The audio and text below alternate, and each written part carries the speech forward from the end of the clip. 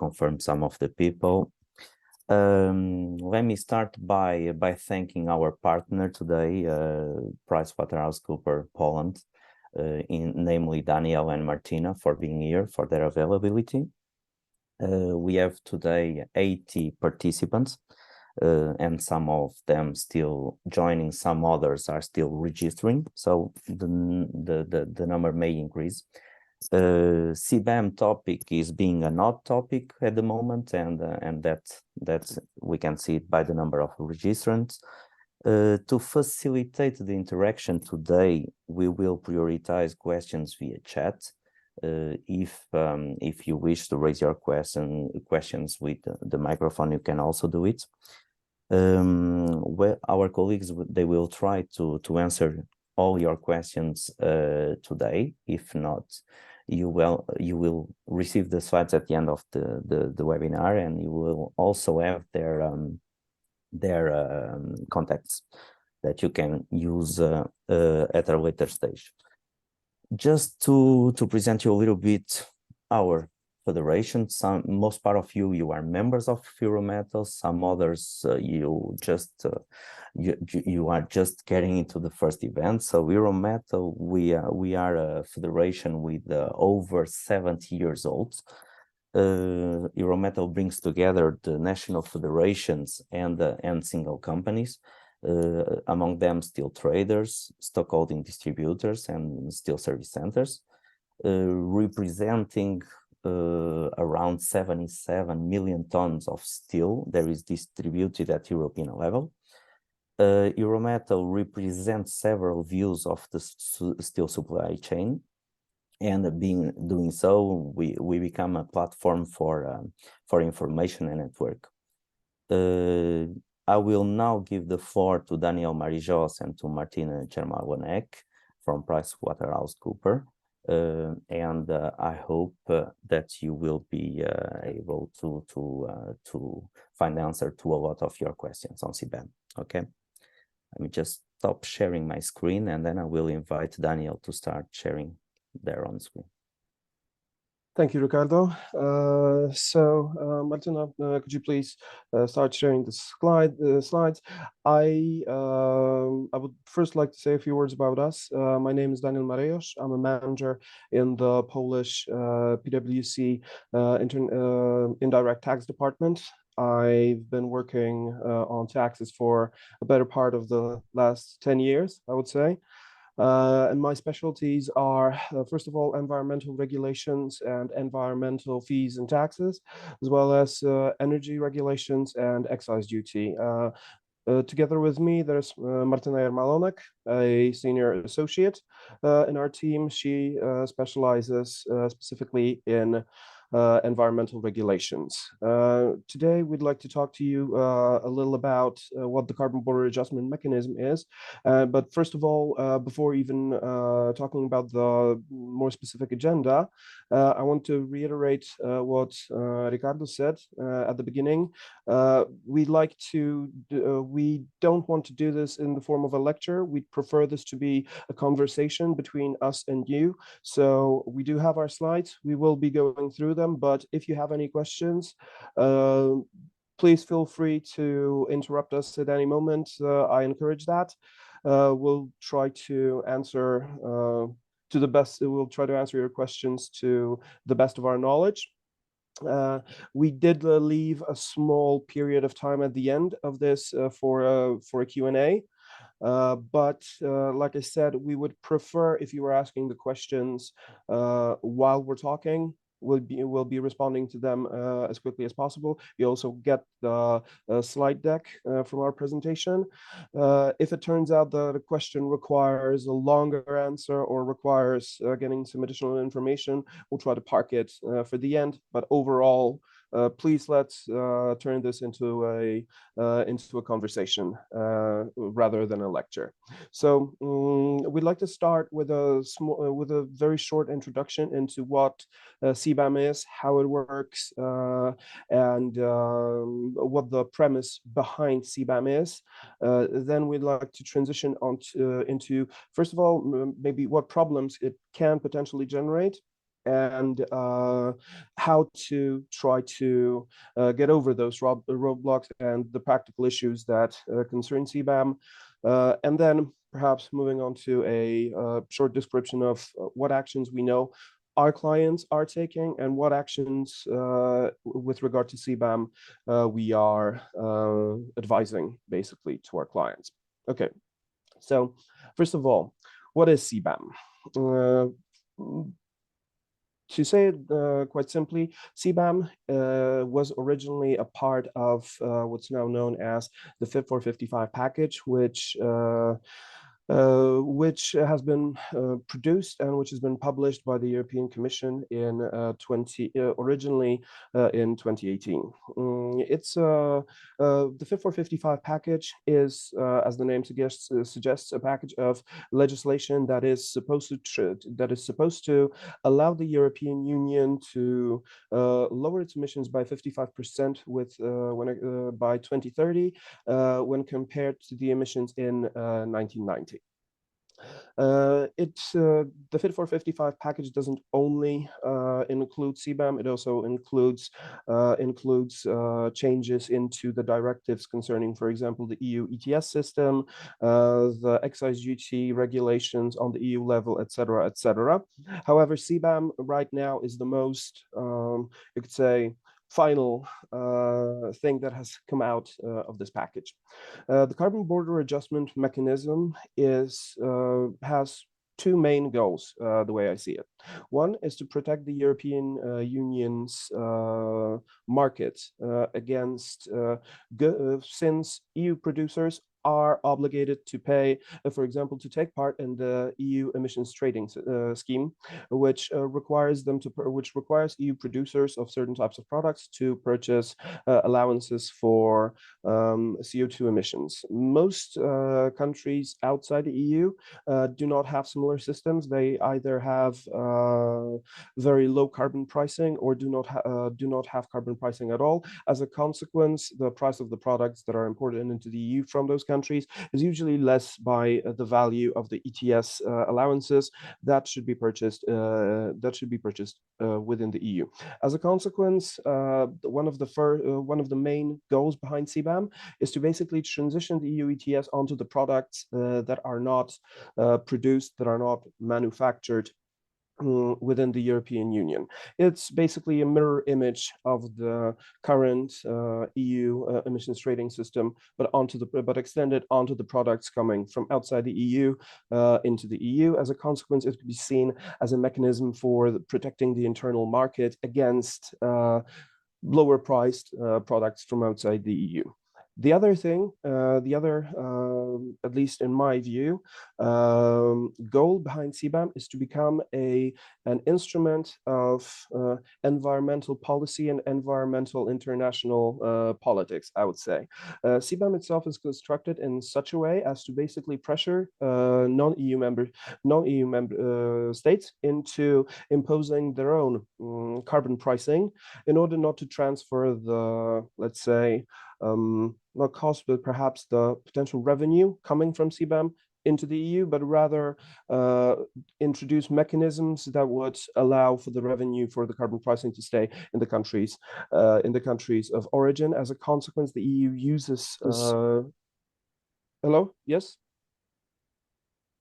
I thought there was a question. Okay, I'm sorry. I thought there was a question. As a consequence. CBAM could potentially be seen as a mechanism for pressuring non-EU countries into introducing their own similar environmental regulations to the one that we already have. Then again, what actually CBAM means, what does it impose, and on who does it impose it? First of all, could you move back, Martyna, a little?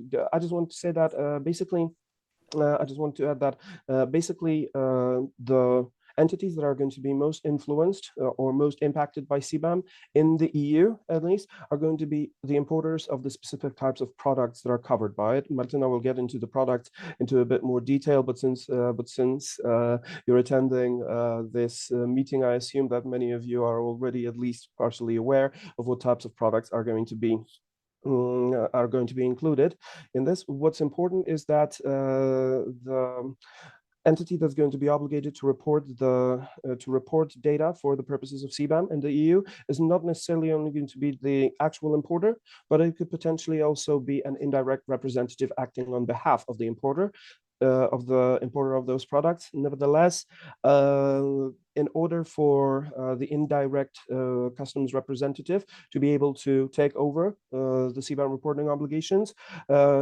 the actual importer, so the owner of the goods that are imported, will have to form a written agreement with this indirect representative. And I can already tell you that from our experience, many of our clients have already made inquiries with their customs representatives when it comes to signing similar agreements. Many customs agencies are currently unwilling to sign these types of agreements because they also don't currently have the necessary information to be able to either perform the reporting or assume that they will have to servicing so many entities at the same time that they might not be simply able to process those types of information. Next, Martyna, I think over to you. About a little bit about who and why should be concerned by CBAM. Okay, so to check whether you should be concerned about this regulation, first you need to compare CN codes of goods you import against the list of CN codes given in a CBAM regulation. The CN codes is like the first 6 digits are identical to the harmonized system classification used in international trade, and the last 2 digits are EU-specific additions. This slide presents the comprehensive list of products subject to this regulation. As you may see, iron and steel is also listed here. And the second thing you should do is analyze from which country you purchase your products, because as Daniel mentioned, as a rule, the CBAM is applied to products purchased from non-EU countries. However, countries that have EU ETS system or that price tax carbon effectively won't be subject to this regulation. For now, the list of countries not subject to CBAM contains only Norway, Iceland, Liechtenstein, and Switzerland. But as we know, the EU plans to sign a bilateral agreement with Great Britain, so imports from this country won't be subject to CBAM as well, and the list will be growing in time, especially as many countries plan to introduce their own carbon taxation as a response to CBAM. Based on available data, we see that the market, Ukrainian and Indian steel market, will be most impacted, as those 2 markets are the highest emission intensity among all the key European suppliers. In terms of which goods are subject to CBAM, it's worth focusing also on inward processing procedure, because as a rule, goods that come to the European market and are subject to this procedure won't be subject to CBAM unless they will be in the end released to the European market. And the decision to release them to the EU makes them covered by this regulation. I'd like just to expand a little on what Martyna just said. As you can see, the five main areas of products that are covered by CBAM is iron, aluminium, fertilizer, cement, and certain types of chemicals. Those products account for, depending on the year and depending on the statistics we're looking at, somewhere between 40 and 60% of all industrial products that are imported into the EU, with iron and steel being by far the largest, having by far the largest share of the products that are covered by CBAM. In 22 alone, the EU member states have imported somewhere around, I think, 30 million tons of steel products into the from outside the EU. In addition, please note that this list will not stay the same all the time. This list will be in the future. This list will be expanded. There were iterations of the carbon border adjustment mechanism of the regulation on CBAM that included, for example, all types of plastics and similar products. They will be introduced into CBAM as well in the future. Moreover, by 2030, it's extremely likely that all the products that are currently covered by EU ETS, so by the EU emissions trading system, will also be covered sooner or later. They will also become covered by CBAM. So this list, the takeaway I think from here is that this list is just the start. It will be expanding in the future, and and sooner or later it will cover probably somewhere between 90 and 95% of everything that's imported into the EU. Sorry, Martyna. That's okay. Okay, and now we'll discuss what types of emissions are covered by CBAM, because for every imported product, you will have to report direct and indirect emissions that were created during the production of this product.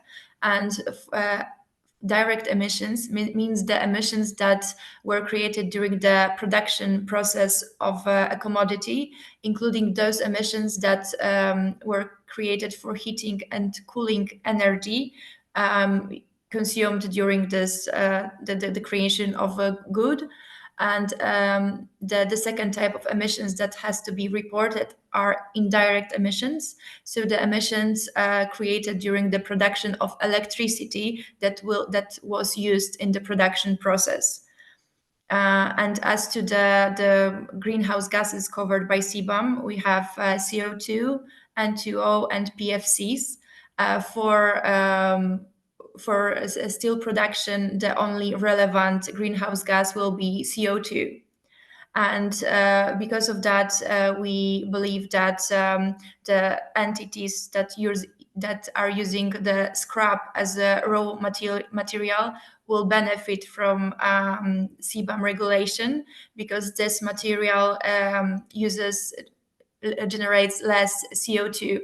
So there will be incentive on the market to use the scrap and not other materials to pay less carbon tax. And now Daniel will tell you more about the transitional phase and how to prepare to CBAM reporting. First of all, I would like to ask if there are any questions at this point. We've only went through the absolute basics of CBAM right now, and I'd like to make sure that everything has been clear by this point. Okay, I can see anyone typing in the chat, so let's go further. Okay, so how the CBAM will work in practice. First of all, the actual implementation of CBAM is going to be split into two phases. The transitional phase, which lasts from the beginning of October this year. So as you are aware, it has already started and will last until the 31st of December 2025. and the definite or the final implementation phase that starts on the 1st of January 2026.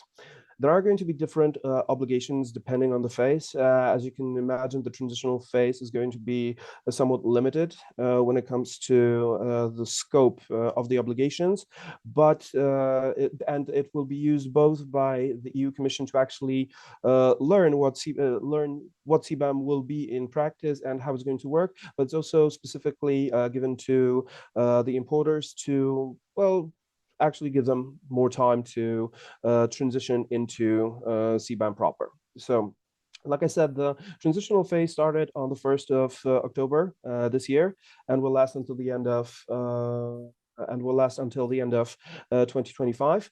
It will not be necessary to purchase anything, to pay anything. The only actual obligation for the transitional phase is quarterly reporting. Like I said, please note that the reports are going to be submitted quarterly. So the first report will have to be submitted for the period between the 1st of October this year and the 31st of December this year. And this report will have to be submitted by the end of the month following the quarter for which it is being submitted. So the first report for the fourth quarter of 2023 will be submitted by the end of January. And so on. But please note there is going to be time to actually also correct the report. So the EU Commission basically assumes that the quality of the data. Is there any? I can see there is a question in the chat. Is there any intention to expand CBAM to the ready components?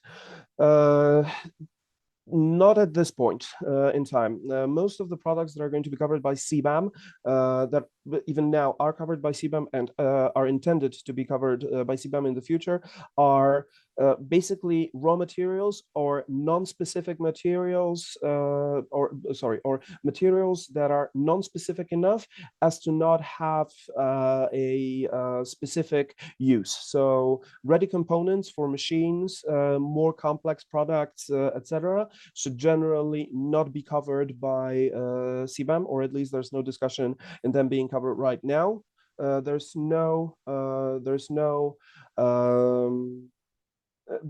However, I can't exclude the potential possibility that sooner or later CBAM will also be extended into those types of products. But just to make it clear, right now there's no discussion on this. Another question already, scrap is excluded from the scope of CBAM, right? To be absolutely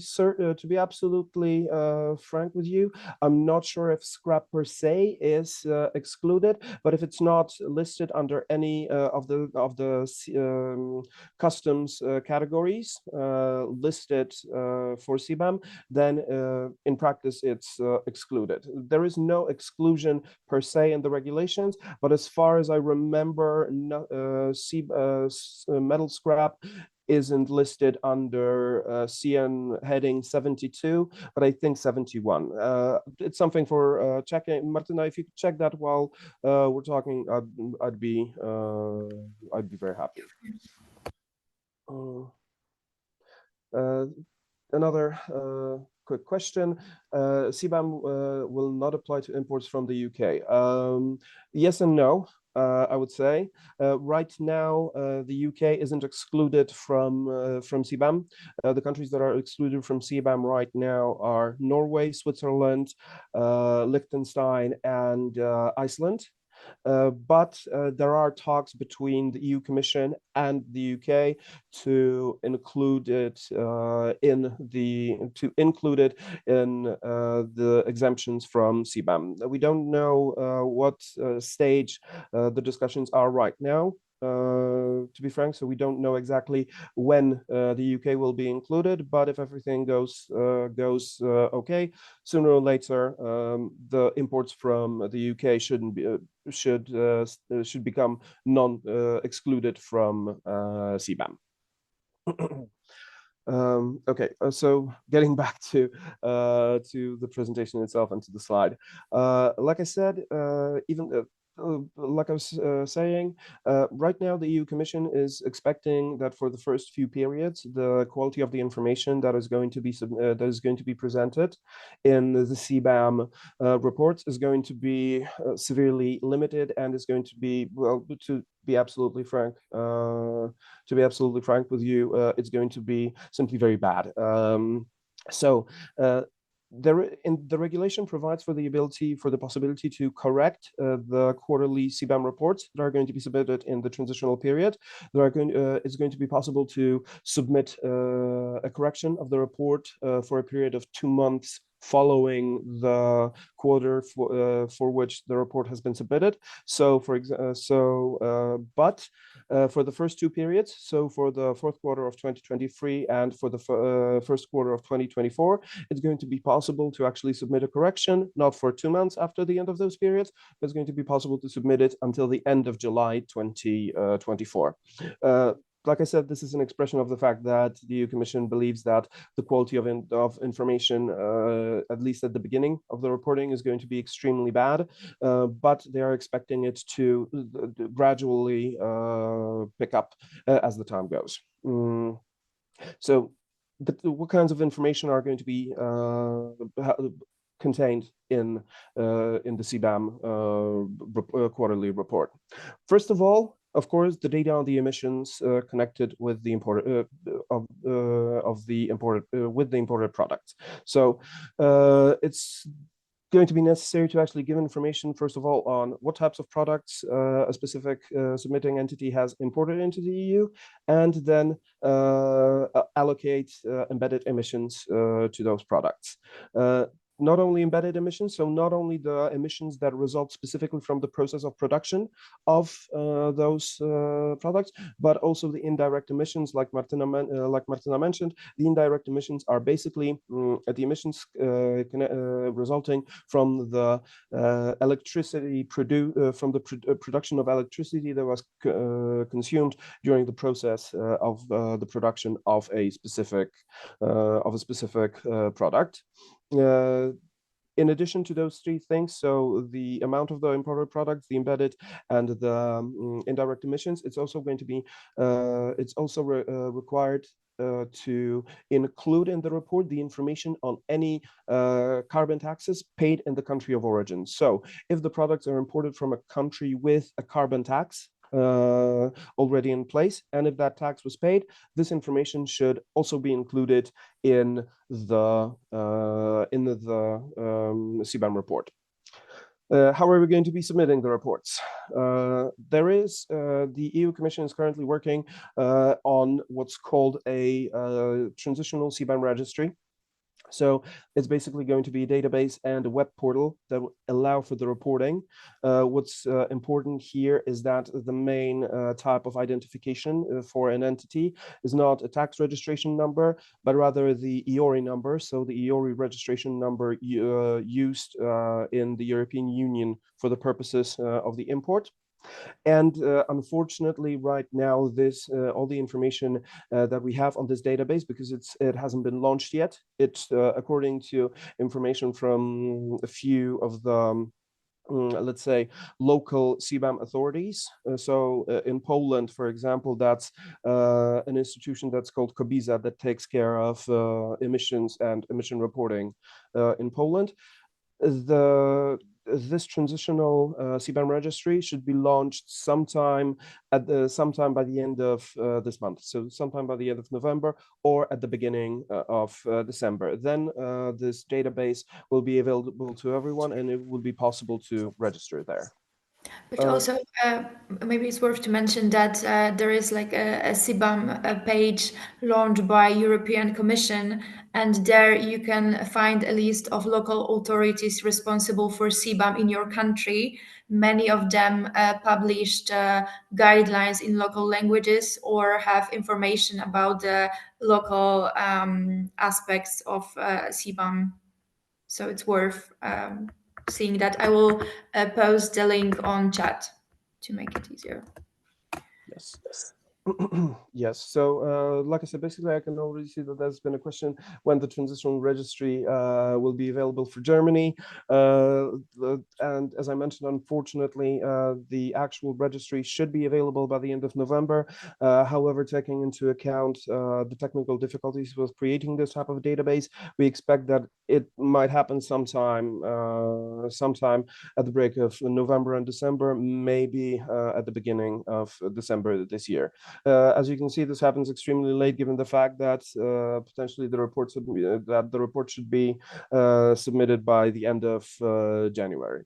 So as you can see, I don't want to delve too much into the details on what's going to be included in the database, but the main types of information that it will be possible to actually it will be possible to input into this database. It's not only the quarterly reporting data, but also collated data concerning both the operators of installations in the foreign countries that produce the products, as well as the installations that the products that are imported into the EU are produced in.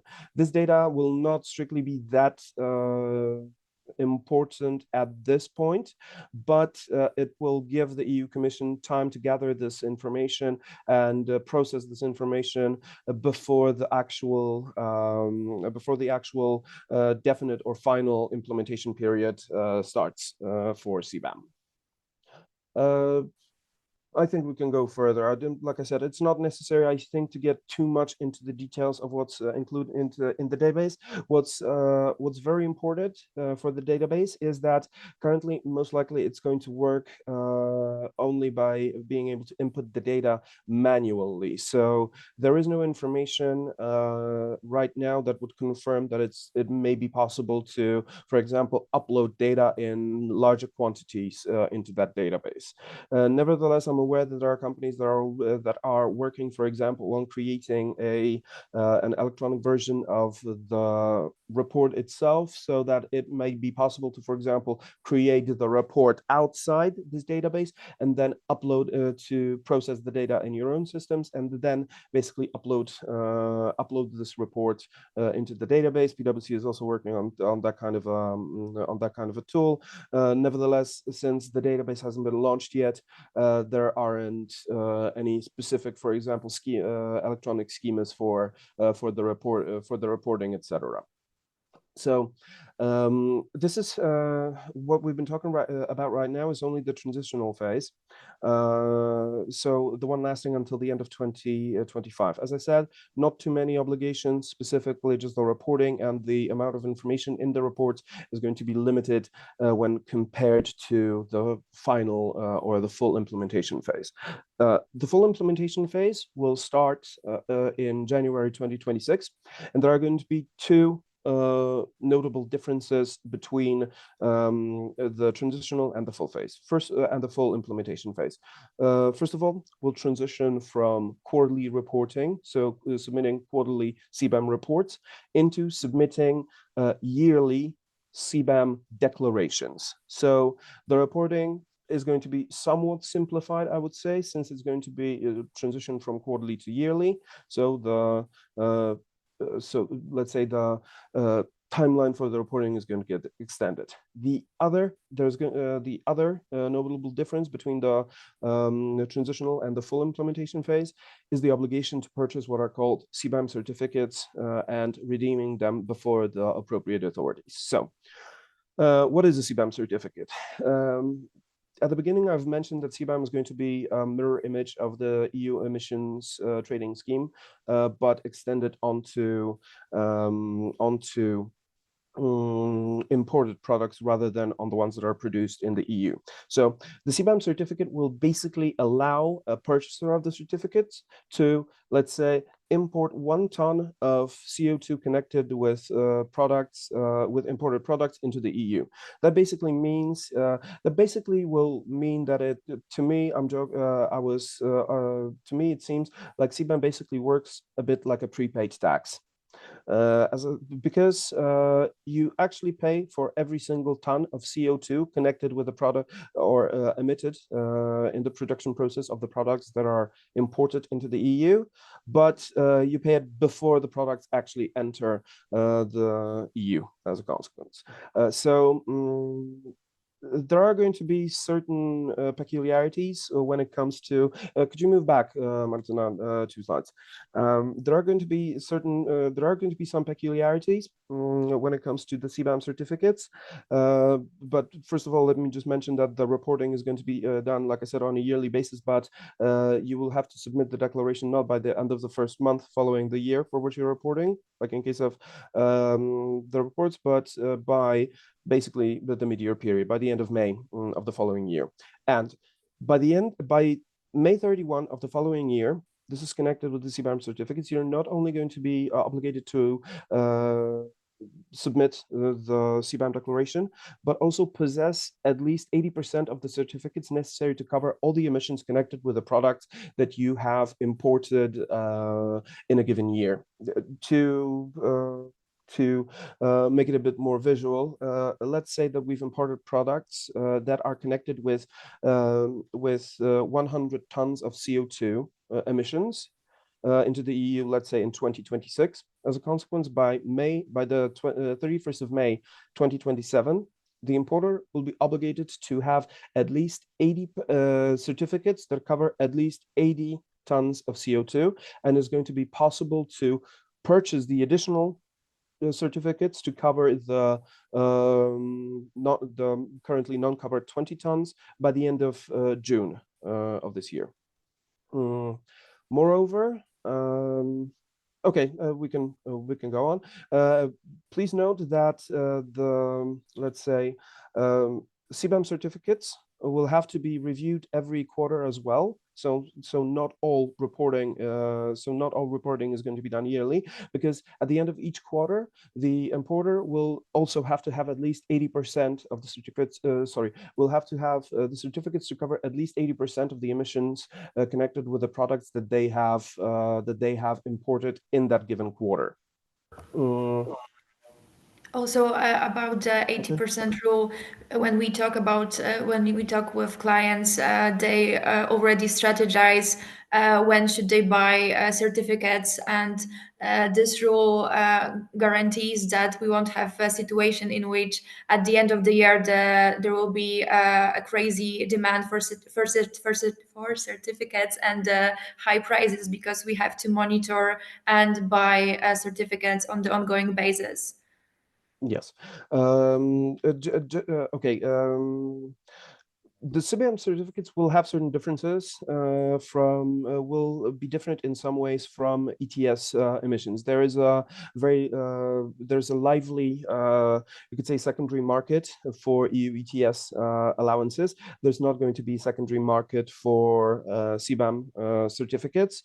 It's specifically prohibited in the regulations. So if you, for example, purchase too many certificates to cover when compared to the goods that you've imported in a given year, it will be possible to resell them back to the emitter. Also, some practical advice here. The price of CBAM certificates is going to be based on the mean price of ETS allowances from the previous week. So, as you can imagine, taking into account that the price of ETS emissions has risen dramatically in the last, let's say, 7-8 years. There was a time when an ETS allowance for a single ton was worth about €3 to €5. Right now, the price of an ETS allowance for a single year, for a single ton, is somewhere in between 80 and €100, with projections. With certain projections saying that the price of ETS allowances may go up to even €150 in the next 2 or 3 years. So also we can expect the overall price of ETS allowances to go up, mostly due to the fact that, for example, free allowances, like in some sectors, including steel, will be phased out while CBAM is being phased in. So it will also put an upward pressure on the prices of ETS certificates. As a consequence, it's extremely easy to assume that, and I think it's going to, that such an assumption would be correct, that the price of CBAM certificates will rather sooner than later go over 100 euro per ton of CO2. I can see that there's a question concerning the reporting of CO2, namely if the EU average is 2.5 equivalent per 1 ton and the imported product 2.8 ton, should it be the difference reported or the full scope 2.8? The full scope, just to reiterate, it's the full scope. So we report not the difference between the mean emissions from the imported products versus the mean emissions from the products of similar type reported in the EU, but we report the full value of the emissions connected with the imported products. So in this specific example, we report the full 2.8 tons of CO2 equivalent rather than the difference, so 0.3 tons. Okay, so when it comes to the CBAM declarations, the CBAM declarations will be a bit more expansive when compared to the CBAM reports that I've mentioned previously.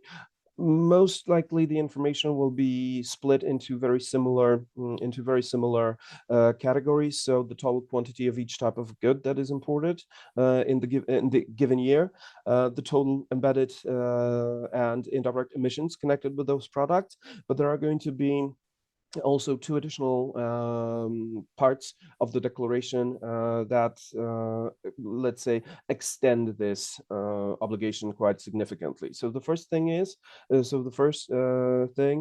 total number of CBAM certificates that should be purchased and should be redeemed before the appropriate authorities for connected with those goods that were imported, and a copy of a verification report for the data contained in the declaration that's prepared by an accredited verifier. Please see this as similar to an audit of a financial statement by an auditor. Basically, every CBAM declaration will be submitted together with a verification report prepared by an accredited verifier that will confirm the veracity, confirm the correctness, and the appropriateness of the information contained in the report. So the information on the method of production of the product, on the emission, on the calculation of the emissions, on the location and location of the installations, for example, etc. Connected with this, because I'm not sure if this information is I don't think this information is contained anywhere in this specific slide deck. It is going to be possible for non-EU producers or installation operators to actually register their installations with the EU authorities, which will mean that this specific installation will not have to be verified by that products or information coming from this installation connected with CBAM will not have to be verified by the accredited verifier. And we have a question from chat. Will there be the EU entity that would check the info on CO2 emissions provided by the sellers?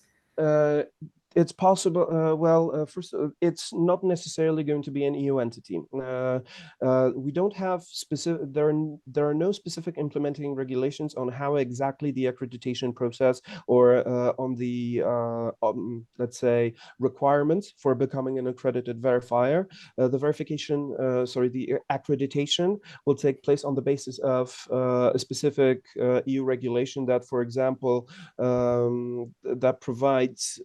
Let's say, not the methodology, but rather the procedure for accrediting companies like auditors, like, for example, energy auditing companies, etc. So it's not necessarily going to be an EU entity. It may theoretically be a non-EU entity, but that will have to go through the specific process of getting the accreditation before the Commission, basically. Yeah. We were here. Okay. So also the CBAM. I'm sorry. Also the transitional CBAM registry. When we transition from the transitory period into the full implementation period, the CBAM, the currently existing or the transitional CBAM registry that will be launched. Hopefully by the end of this month, will transition into a natural CBAM registry. So currently the information that will be contained in the transitory registry will only be basically used for the purposes of, let's say, allowing the EU Commission to actually learn how CBAM will work in practice. However, once we reach the full implementation period, it's going to be necessary to register in the CBAM registry and obtain a status of a so-called authorized declarant, because if an importer will not have the status, will not register in the CBAM registry, and will not obtain the status of an authorized declarant, they will not be able to import products that are covered by CBAM. So this CBAM registry, or at least the module for registering as an authorized declarant, should be launched by mid-2025. It's going to be possible to submit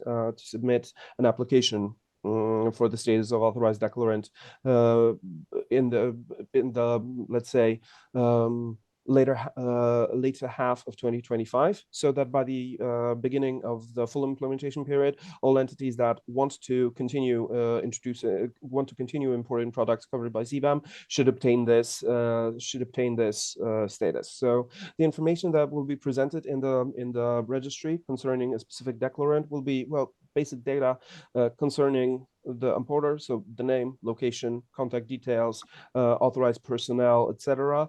The EORI number, very important here. EORI, for if someone doesn't know, is a EU number used for the purposes of it's an EU registration number used for the purposes of performing either imports or exports, so customs operations in general. It will also contain information on the CBAM account, so the information on in which account the CBAM certificates are held, as well as the CBAM registry will also contain data on all transactions concerning CBAM certificates. So the purchase of certificates, the number of those certificates that were purchased at any given time, as well as the information on their resale or redemption before a specific authority. Please note that the CBAM certificate will only be viable for 2 years. So all CBAM certificates purchased, for example, in 2026 for the purposes of reporting will be invalidated by mid-2028 automatically. Each CBAM certificates will have its own let's say ID number. And as a consequence, it's going to be possible for the authorities to basically invalidate it on the basis of this number. Like I said, it's not necessarily, please don't, if you purchase too many certificates when compared to the amount of products imported, it is going to be possible to actually resell them back to the entity that emits them, which is going to be the CBAM authority on the EU level. Okay, any questions, additional questions? I can see a question here. Is it possible to upload communication template into transitional CBAM registry to automatically fill all necessary information to the CBAM report? Right now, unfortunately, there's no data on this. All the contacts we had with authorities that are going to be auditing CBAM basically say that at least in the first few reporting periods, it's not going to be possible to upload data directly to the CBAM the database. So most of this data will have to be filled in, at least at the beginning, manually. Yeah, and the guidelines issued by the European Commission on how the registry works just explains how to add specific rows and positions, and not how to do it automatically through other file. Another question, will CBAM certificate prices be perfectly in line with ETS prices? Not perfectly, but they will be based on ETS prices. So, so the price of the CBAM certificate is not going to be the spot price of an ETS allowance, but each emission of CBAM certificates is going to be done weekly by the CBAM authority, and the CBAM authority will base the price on the mean price of ETS allowances from the previous week. So from all the auctions, ETS allowance auctions that happened in the previous week. So it is going to be very similar, but it's not going to be perfectly in line with the ETS prices.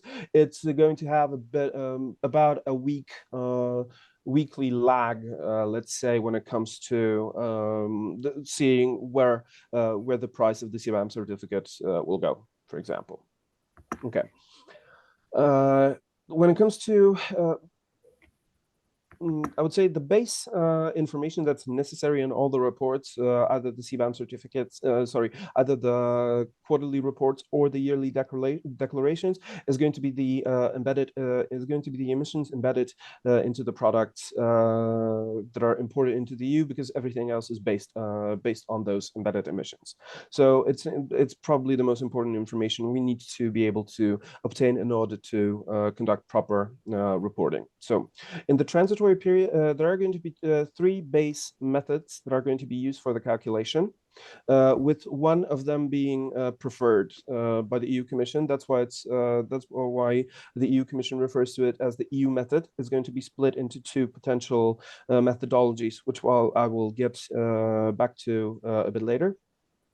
But it will also be possible, at least in the first half of the transitory period. So by the end of 2024, it's also going to be possible to perform the reporting not according to the methodology,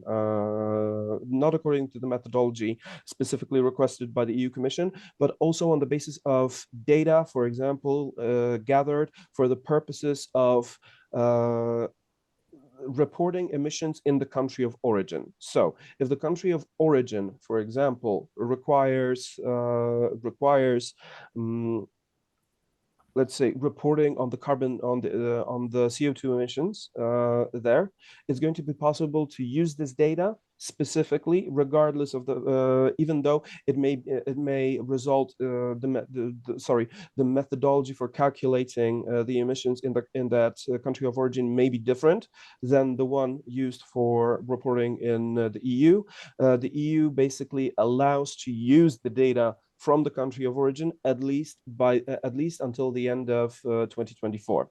If we're not going to be able to obtain that data, or if the country of origin doesn't possess an equivalent, let's say, national emissions trading or carbon pricing system, one that's equivalent, for example, to the EU ETS, it is going to be possible. The EU Commission will also publish what are called default values for the transitional period. It's going to be possible to use those default values until the end of June of 2024. So how will the default values work? The default values will basically be a list of CN codes of all products covered by CBAM with associated default values of emissions per ton that are going to be applicable for the purposes of reporting. There's also going to be something very similar in the full implementation period. So the regulations specifically state that if it's going to be impossible, for example, to gather the information on the emissions from the supplier or in any other way, the EU Commission will also then publish default values for the full implementation period. But what is necessary and important to remember here is that the default values are likely going to be about 20 to 30% worse than the actual expected emission values from the country. So is the mean emissions, so the EU Commission will base the default values for the full implementation period not on the mean data for emissions in any given country, for example, China, but rather they will base it on the, for example, 5 or 10% of worse or highest emitting installations in that country, and we'll put an additional cap and we'll put an additional emission penalty, let's say, onto that. So if the worst, for example, let's give an example of steel.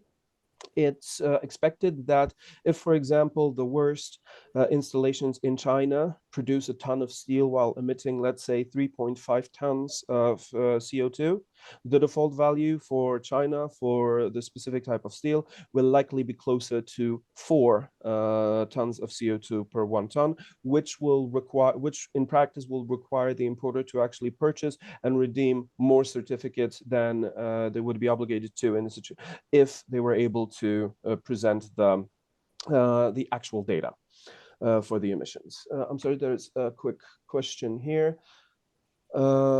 Does the European Commission plan to develop separate benchmarks to determine free allocations in CBAM methodology? Okay, so there are not going to be any free allowances for CBAM. Actually, the introduction of CBAM is going to go into force gradually since 2026. So there's the implementation is going to of the CBAM certificates is going to be gradual, while at the same time phasing out free EU ETS allowances. So, for example, if in the first year you're going to be obligated to purchase, let's say, 2.5% of the necessary certificates to cover the emissions embedded in the imported products. Also, 2.5% of free allowances for that year will also for ETS will be phased out at the same time. So there's going to be a transition from, so on one hand, free EU ETS allowances give EU producers a little bit of flexibility. So this flex to reduce their costs, but at the same time, while reducing the flexibility for the EU internal market, the CBAM will be phased in. So let's say providing an outside protection for the market from non-EU products. I can see further questions. Default values are not applicable anymore after January 1, 2025. If this is the case, there should be no real advantage, as only the EU method will be applicable when it will be cost effective, correct? To a certain degree, yes. So first of all, there are going to be default values specifically. There are going to be 2 types of default values. The first type of the default values is the ones that I've mentioned at the beginning. So the ones specifically for the transitional period, they are going to be used only until the end of June 2024. It's basically a methodology, and they're not going to be specifically worse than the actual emissions. They're only going to be there to cover or allow entities that haven't been able to gather the necessary information from their suppliers to allow them to submit the necessary reports.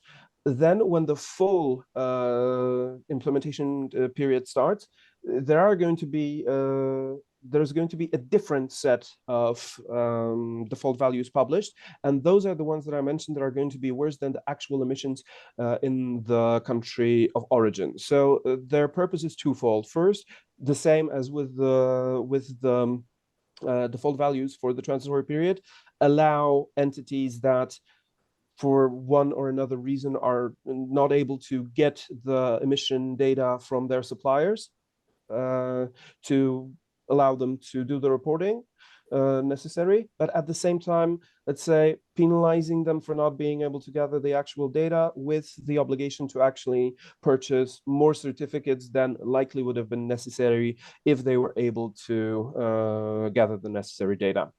Yeah, and as to the default values, I wanted to stress one thing.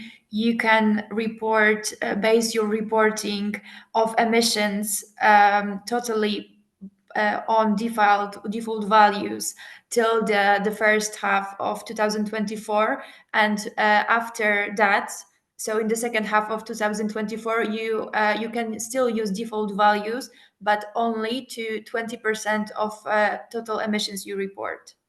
So there is still an option, but only for a small amount of emissions. Okay. There is a question. Do you think CBAM to start covering indirect emissions electricity for steel by 2032? Do you have a guesstimate for when this would happen?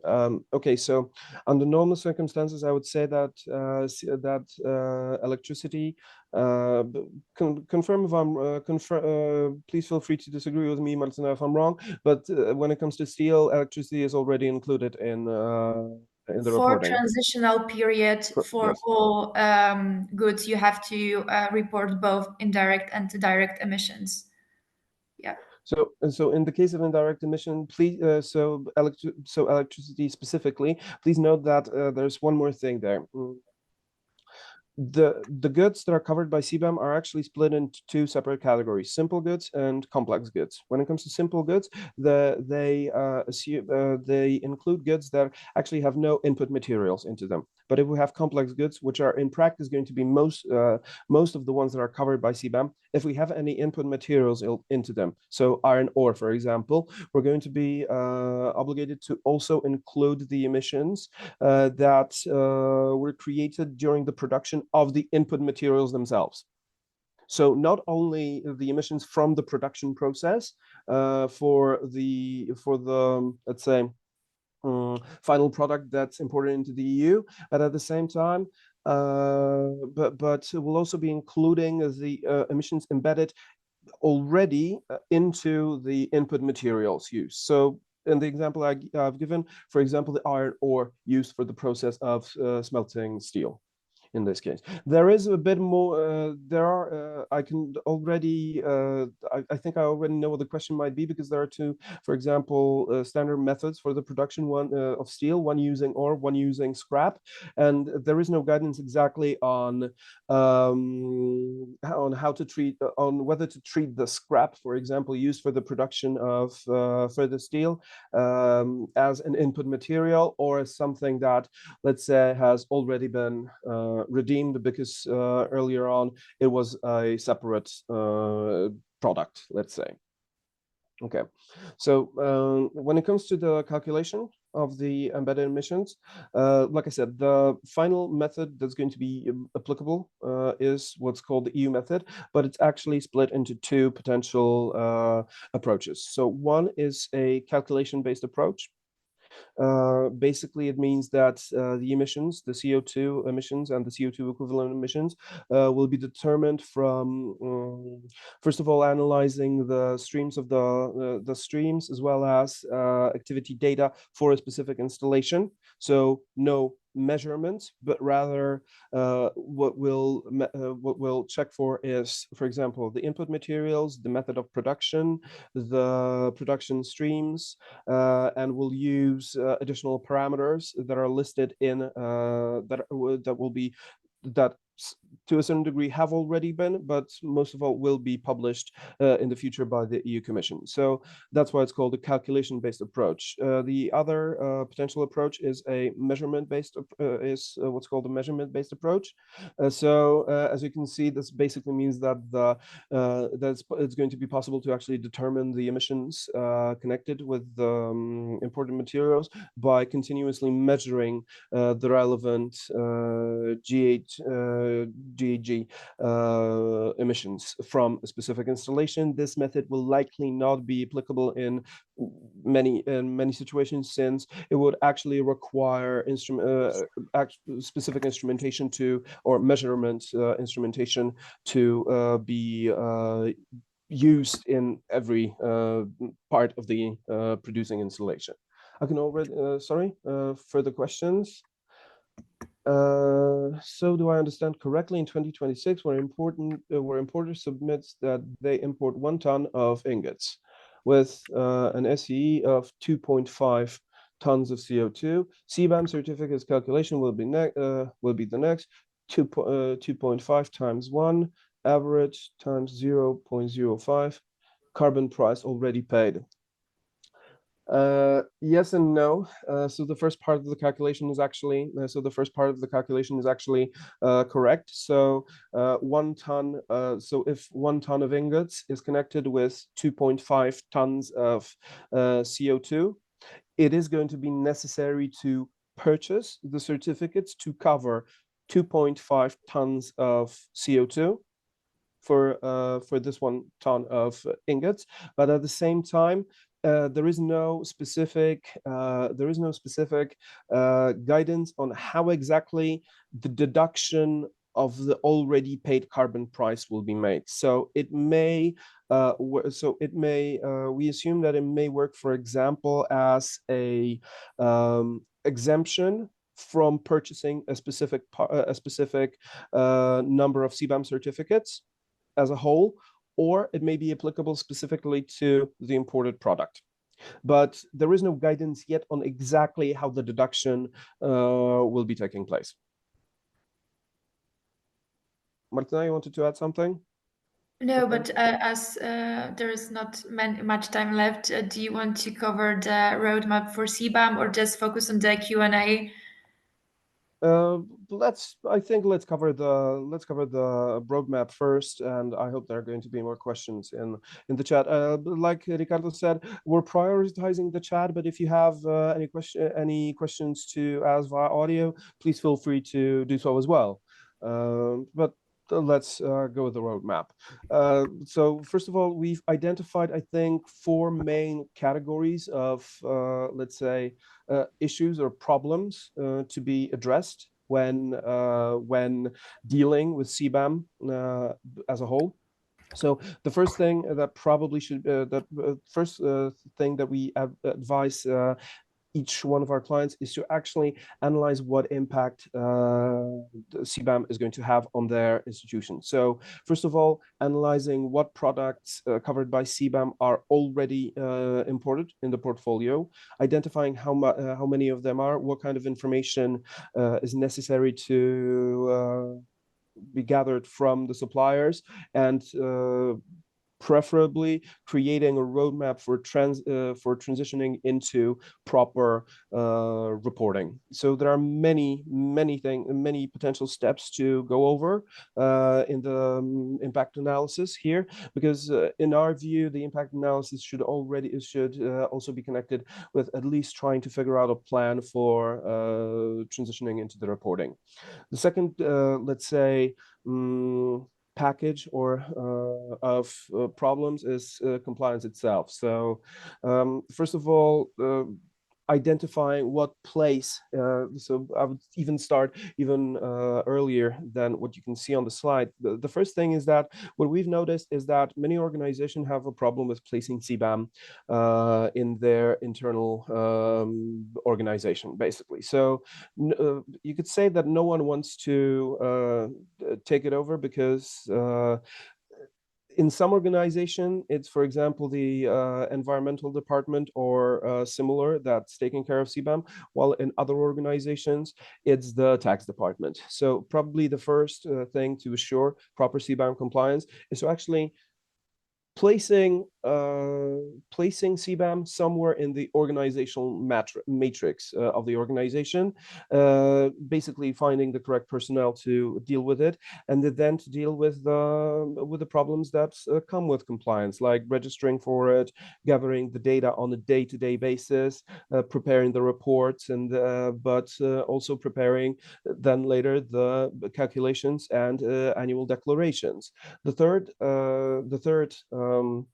area, let's say, of where we have identified certain issues, certain problems with CBAM is the management of the CBAM certificates. While it's not going to be necessary to actually purchase and redeem the certificates until 2026, there are already some problems or perhaps some opportunities that present themselves from the way that the CBAM certificate turnover has been projected to take place. So it's going to be necessary to monitor on a day-to-day basis how many certificates are should be purchased, how many, what their validity period is at a given time in order to be able to resell them back to the emitter. It's going to be necessary to monitor and it's going to be necessary to actually set up a strategy for the purchase of the certificates, because it may be necessary to, for example, purchase all the certificates at the beginning of the year, But then at the same time, we're going to be risking that the price could potentially, that the price of CBAM certificates could potentially go down in the future.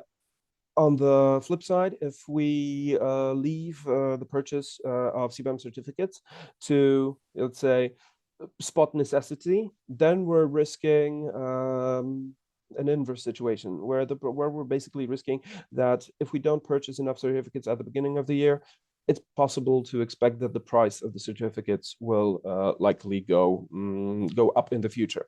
Like I mentioned, it's extremely possible that the price of ETS allowances and by extension CBAM certificates in 2026 could likely reach about €150 per ton of CO2. And there's also, you could say, fourth package of problems that come into mind when dealing with CBAM. It's basically ongoing care of both calculation methodology, dealing with our suppliers, dealing with our clients, perhaps strategizing on whether to purchase CBAM covered products from different locations, trying to get information from the suppliers, etc. So each one of those, let's say, areas has its own specific requirements and its own specific problems to deal with. But so in our view, it's necessary to apply, a step-by-step approach to solving them, starting with probably analyzing what kind of impact CBAM is going to have, then figuring out a strategy for dealing with the compliance and, for example, getting the data from the suppliers, and then, for example, leaving the management or the problems concerning management of CBAM certificates at the end while the transitional period is ongoing. I think that would be the end of the slide deck from our side, unless you want to add something, Martyna.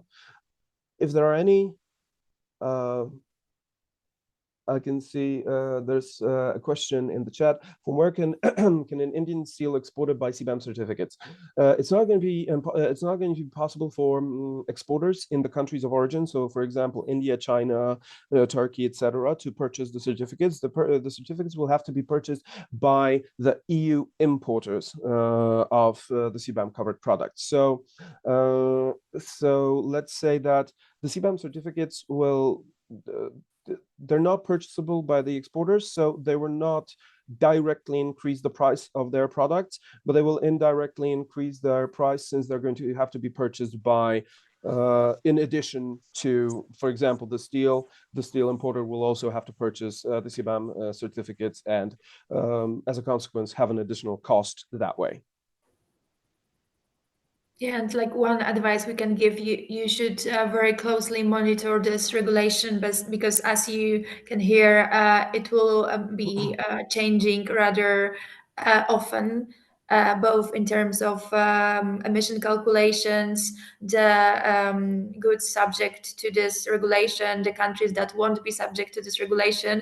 So it's key to monitor the changes and remember about the key dates related to CBAM. Yeah, please note that CBAM has specifically been created and specifically been published in the form of an EU regulation rather than a directive. It's much easier, much simpler, and much quicker to amend an EU regulation, and the regulation is directly applicable in each EU member state and doesn't require implementation into local legislation. So it's even the way the CBAM regulation has been constructed is specifically to allow it to be basically a living entity and be amended basically on a moment's notice, if necessary. And also we urge you to contact your suppliers as soon as possible to discuss if they will have data on emissions that they can give you. And if not, to set up this process, help them set up this process, discuss the deadlines, because there's not much time to open this discussion and establish what you should do next.